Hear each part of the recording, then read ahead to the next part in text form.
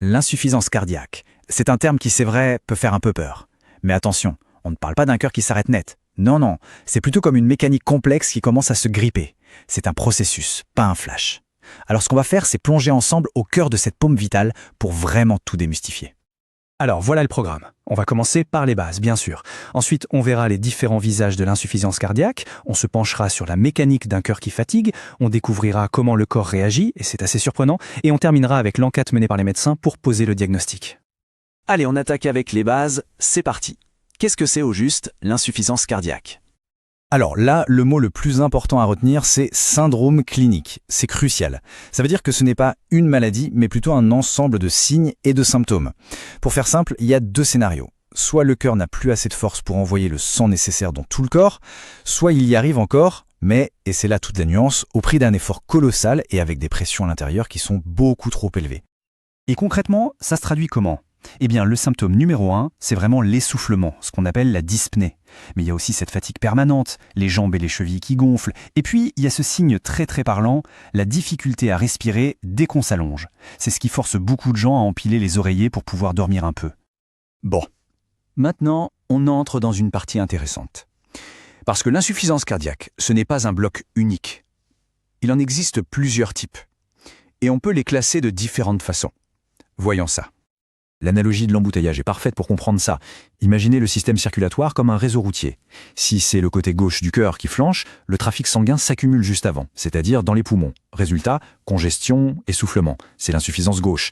Maintenant, si le problème vient du côté droit, l'embouteillage se crée dans tout le reste du réseau, dans les veines du corps. Et là, on voit apparaître les œdèmes, les gonflements. Une autre distinction essentielle, c'est celle du temps. D'un côté, on a l'insuffisance cardiaque chronique, c'est une situation de fond stable avec laquelle on apprend à vivre au quotidien. Et de l'autre, on a l'insuffisance cardiaque aiguë. Là, c'est tout l'inverse. C'est la crise, l'aggravation soudaine des symptômes, c'est une urgence médicale qui demande une intervention immédiate.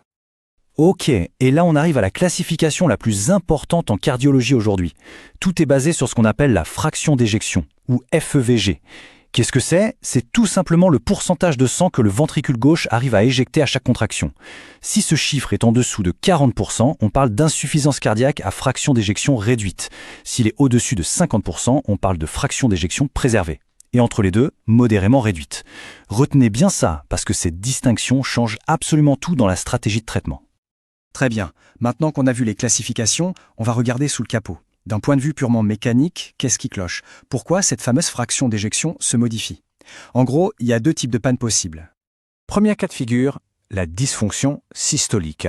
Le meilleur moyen de s'en souvenir, c'est de penser à un problème de pompe faible. Le muscle cardiaque est tout simplement trop affaibli, il n'a plus la force de se contracter correctement.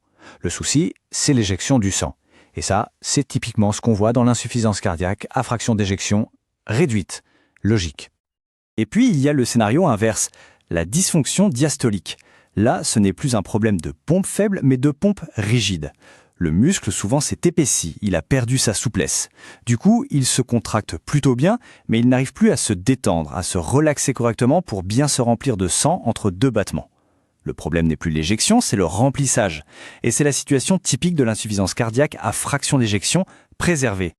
Alors là, on arrive à un point absolument fascinant. Presque paradoxal. Face à un cœur qui commence à fatiguer, le corps évidemment ne reste pas les bras croisés. Il réagit. Il lance tout un tas de mécanismes pour compenser. Et au début, ça marche. C'est salvateur. Mais à long terme, ces mêmes mécanismes vont se retourner contre lui et aggraver les choses. Bon, mais alors, comment le corps s'y prend-il ? Quelles sont ses stratégies pour tenter de sauver la mise au début ? Il y a deux grandes réponses. D'abord, des ajustements au niveau du cœur lui-même. Il se met à battre plus vite, et sa structure se modifie pour essayer de maintenir le débit. Ensuite, il y a des ajustements dans le reste du corps. Des systèmes hormonaux s'emballent et disent au rein « Stop, gardez l'eau et le sel ». Le but ? Augmenter le volume de sang qui circule. Sur le papier, ça semble être une bonne idée, non ? Oui, mais c'est là que tout bascule, parce que ces solutions qui dépannent sur le court terme vont se révéler catastrophiques sur le long terme. En fait, chaque solution crée un nouveau problème. Le cœur bat plus vite, eh bien, il n'a plus le temps de se remplir correctement entre les battements. Le muscle cardiaque se dilate pour être plus costaud, finalement, ça l'affaiblit. Les vaisseaux se resserrent pour maintenir la pression, ça force le cœur, déjà épuisé, à travailler encore plus dur. Et toute cette eau et ce sel que le corps retient, ça finit par créer de la congestion partout, dans les poumons, dans les jambes. C'est un véritable engrenage. On tombe alors dans ce qu'on appelle un cercle vicieux. Et c'est fondamental de comprendre ça, parce que l'objectif de la plupart des médicaments pour l'insuffisance cardiaque, c'est précisément de venir casser ce cycle infernal. Il s'agit de protéger le cœur contre ses propres mécanismes de défense qui sont devenus toxiques. Ok, on a vu ce que c'est, les différents types et pourquoi ça arrive. Maintenant, côté pratique, comment les médecins font-ils pour être sûrs du diagnostic? C'est une véritable enquête. L'approche est très méthodique, en 4 étapes. Étape 1, l'interrogatoire et l'examen clinique. C'est la base. Étape 2, l'électrocardiogramme pour voir l'activité électrique. Étape 3, une prise de sang bien spécifique pour doser les peptides natriurétiques. Et enfin, l'étape 4, l'examen de confirmation, l'échocardiogramme. Et justement, sur cette prise de sang, il y a un chiffre magique, 125.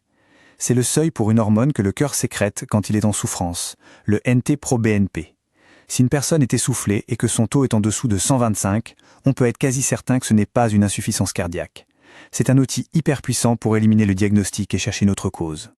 Et enfin, l'examen de référence, celui qui va tout confirmer, l'échocardiogramme.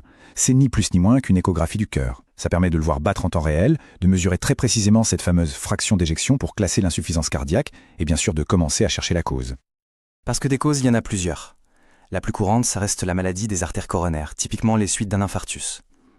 Mais on a aussi des maladies qui touchent directement le muscle cardiaque, ce qu'on appelle des cardiomyopathies, des problèmes de valve cardiaque, ou encore une hypertension qui a travaillé le cœur au corps pendant des années.